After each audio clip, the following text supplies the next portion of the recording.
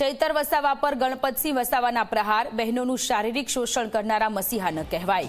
પાર્ટીના કાર્યકર્તાની બહેનનું શારીરિક શોષણ થયું। આપના કાર્યકરોની ઘરનો ઓટલો ચડવા ન દેતા ચૈતર વસાવાની સાથે સુદાન ગઢવી પર નિશાન સાધ્યું। ચૈતર વસાવા આદિવાસીમાંથી રબારી ચારણ ભરવાડને દૂર કરવાની માંગ કરે છે, તો બીજી તરફ ચારણ સમાજમાંથી આવતા આપના પ્રદેશ પ્રમુખ સુદાન ગઢવી તેમના સમાજમાં આદિવાસીમાં રાખવાની વાત કરી રહ્યા છે।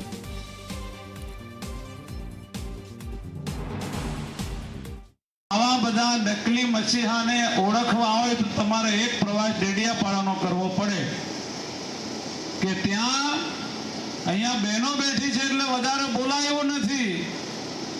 પોતાની જ પાર્ટીના કાર્યકર્તાની બહેનોનું શારીરિક શોષણ જે માણસ કરતો હોય એને બહેનો આદિવાસીનો મસીહા કહેવાય ખરો?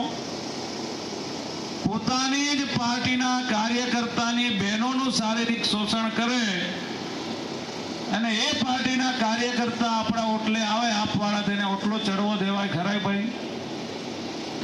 આપવાળાને તો ઓટલો પણ ચડવા દેતા નહીં।